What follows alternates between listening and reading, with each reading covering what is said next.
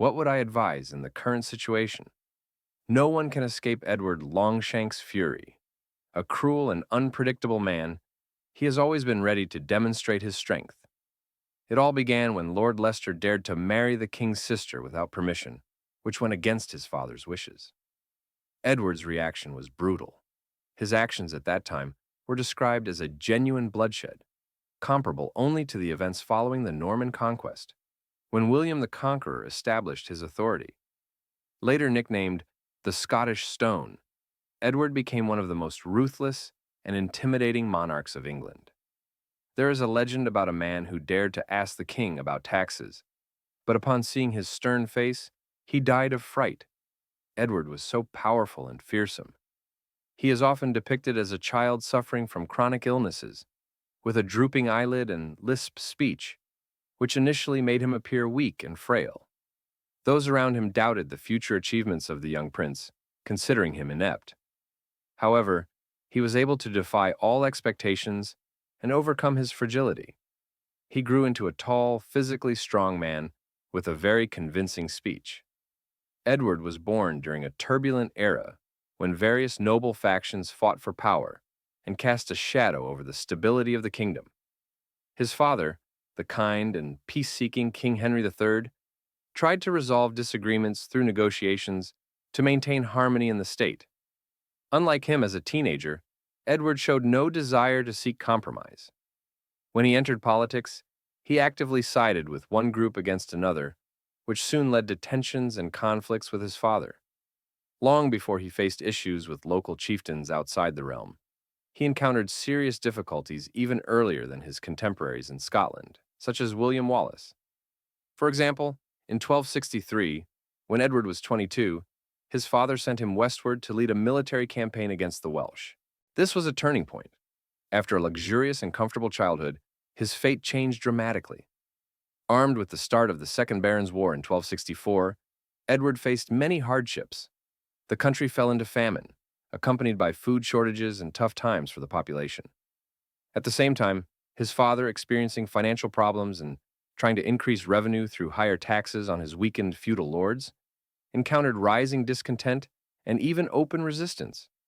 These internal conflicts threatened to tear the state apart from within, and social tensions reached a critical point. Part 2 of 9. It is extremely important for me personally to address a topic related to the era of the English kings of the 12th century, precisely because this period was filled with vivid events, dramatic confrontations, and momentous decisions. The tension is especially palpable when one of the main figures in this history, the knights, barons, and royal authority, engage in conflict. For example, one of the most significant events of that time was the marriage of Simon de Montfort, one of the most notable opponents of King Henry III, to his sister without the monarch's consent. This act became a real trigger for escalating the conflict. Over time, against this backdrop, a true revolution occurred. Baron leaders rose up, insisting on substantial limits to royal power. Ultimately, the situation reached a boiling point, and the tension erupted into open confrontation. The most prominent and loudest clash of this period was the Battle of Lewes, the first major engagement in the Second Barons' War. At first, everything seemed decided. The royal son, Edward, and his father, King Henry III, were confident of victory. When four armies, roughly twice as large as the rebels, entered the battle, it seemed that the outcome had already been predetermined. In the initial hours of the fight, Edward, displaying bravery and resolve, led a cavalry charge, broke through the enemy's flanks, and caused their partial retreat. For a moment, victory appeared to be within reach. However, things took a turn when the young warrior made a fatal mistake. Overconfident, he chased after the enemy, pursuing him across the battlefield. This left him and the infantry unsupported.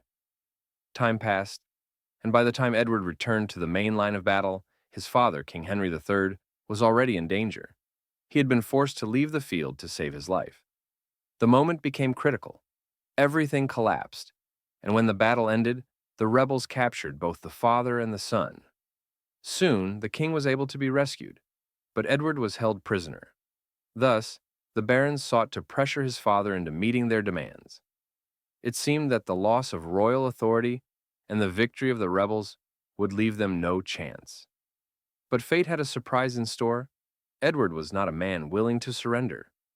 He managed to escape captivity, rejoin his father, and the war reignited.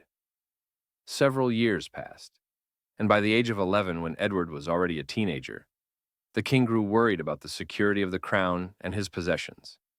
He feared that the Kingdom of Castile, located in central Spain, might invade English territory. To prevent such a threat, Henry III decided to unite the destinies of his heir, Edward, and Spain. He arranged their marriage to Eleanor, the daughter of the King of Castile. Such a political marriage seemed typical for medieval Europe. However, due to the special closeness and genuine feelings between the young people, it was something far more significant. According to contemporary accounts, Edward and Eleanor genuinely cared for each other. Their bond was close and sincere, which was rare during that time. Eleanor did not simply follow her husband during the Crusades, but actively advised him, sharing her knowledge and strategies.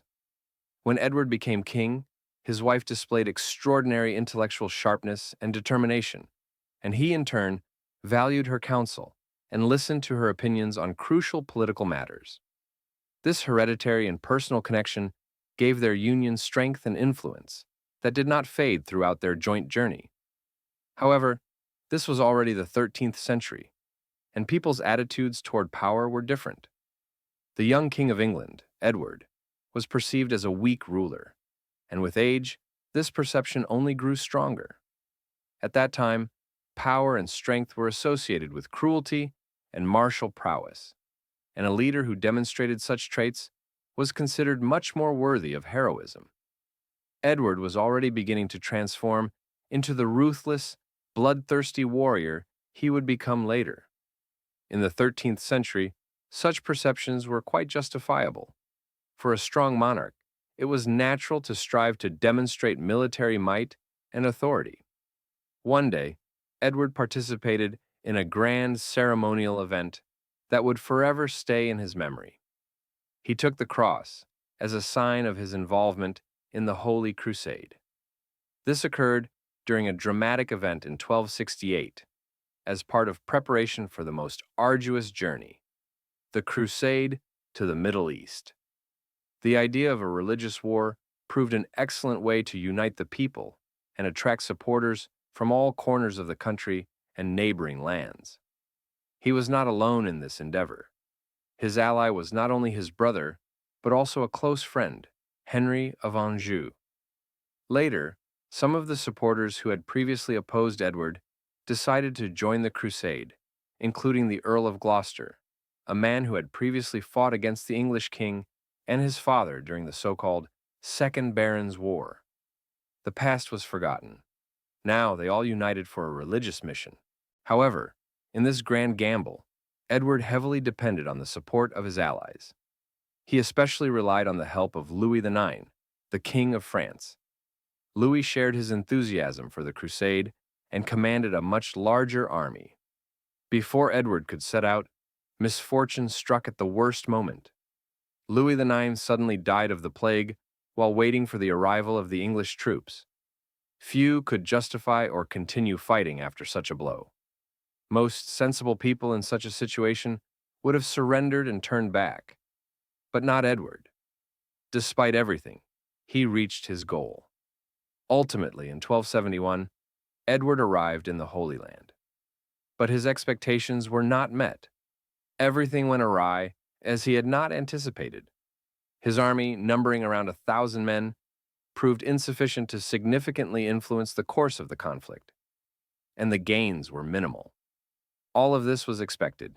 After all, the strength and influence of the enemies exceeded that of the small bands of English crusaders. The situation began to worsen, and one day, quite appropriately, everything reached a boiling point. In June 1272, a little over a year after arriving in Jerusalem, Edward found himself in a dangerous situation. He entered into negotiations with a Muslim emir. He believed he was engaging in diplomatic dialogue, unaware that it was a cunning trap. The messenger had come on the emir's orders to hold secret negotiations or, as suspected, to resolve some important issues. But it was all a deception. As soon as Edward allowed him into the premises, the stranger suddenly pulled out a small, sharp knife and attacked the king. This was not just a messenger, but one of the members of the secret order, the assassins, of which no one suspected at the time. Edward managed to fight back and clutch the attacker, hitting him with a chair and forcing the assassin to fall.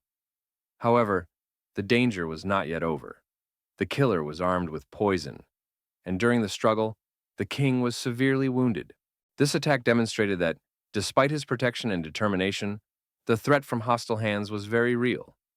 Although he survived, the wound and the poisonous needle left their mark, serving as a reminder of how cunning and treacherous enemies could be. He received one wound on his arm, another on his forehead, and the rapidly forming suppurative processes in his wounds nearly cost him his life.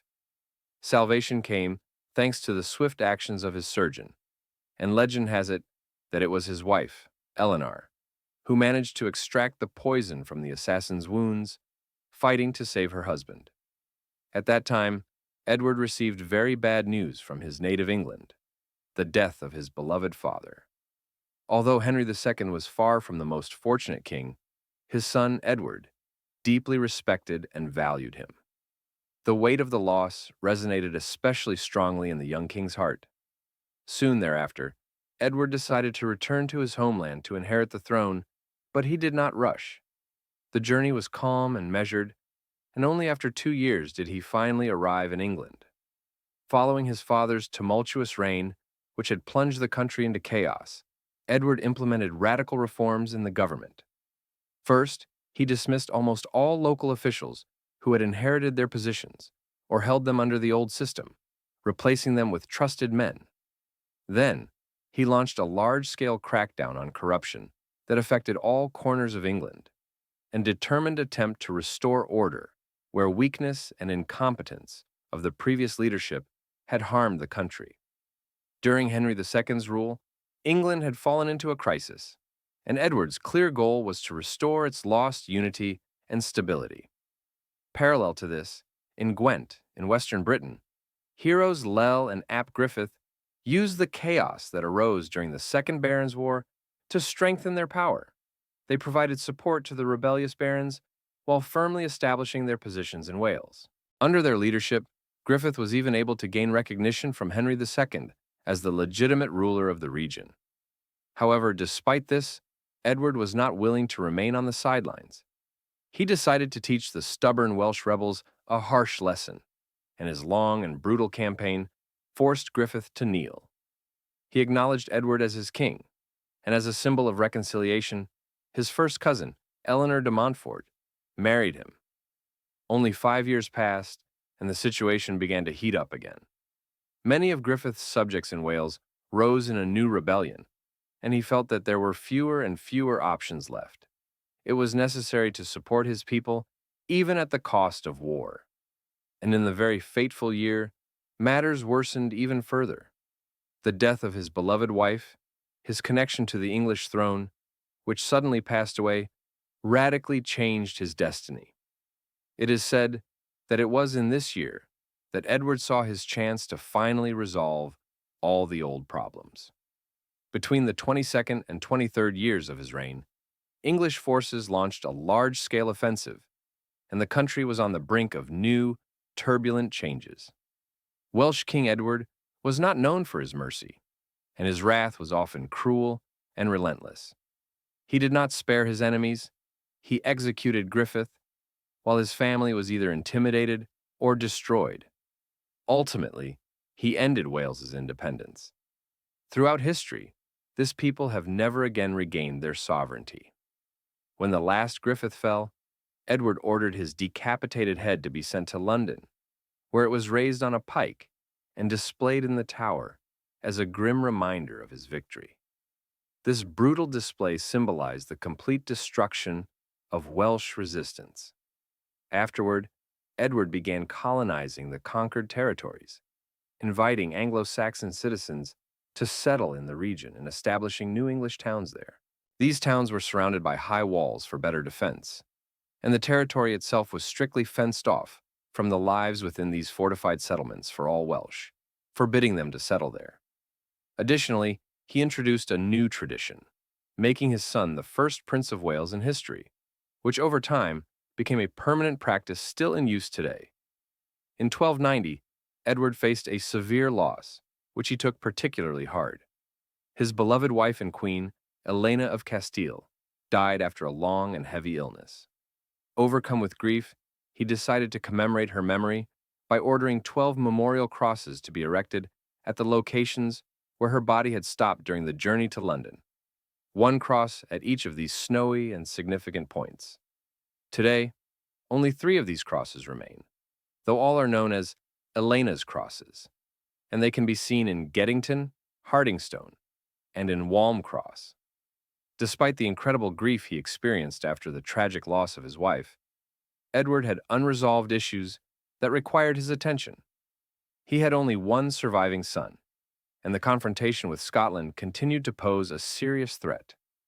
In this regard, the ruler decided to turn to the powerful kingdom of France, sincerely hoping to change the situation. By 1290, Edward had arranged for his son, Edward of Caravina, to marry Iolanta, the daughter of King Philip IV. According to medieval realities, Jews in England always faced danger and hostility from Christian society. However, Edward intensified the pressure on them even further. For many years, Jews suffered under repressive measures imposed by Christian authorities, yet some of them managed to succeed despite this. Under Edward's rule, the situation drastically worsened. As part of his campaign against usury, known as Jews' tax, he ordered the execution of hundreds of Jews and then forced all of them to leave England, conducting this in a brutal campaign. Usually he made them leave behind all their possessions, which were then seized, effectively expelling the Jews from the country and further intensifying the persecution and discrimination against their community. In 1290, King Edward I of England decided to expel the Jews from England, and this decree remained in effect for the next 36 years. It was only in the 16th century in 1600 that this ban was finally lifted and legally abolished through reforms and changes initiated by Oliver Cromwell. Although Cromwell is often called the Moses of the Scots, his role in the history of England and Scotland is quite complex and ambiguous. The story begins with the English King Edward initially undertaking an expedition to the north, into territory inhabited by the Scots at the time. The reason for this was a tragic event, the death of Scottish King Alexander III, who died without a male heir. After his death, power in Scotland fell into uncertainty. His granddaughter, still a child, was in Norway, which led to intense disagreements among the Scottish nobility. As a result, these disagreements escalated so much that the nobility was forced to seek help from the English king.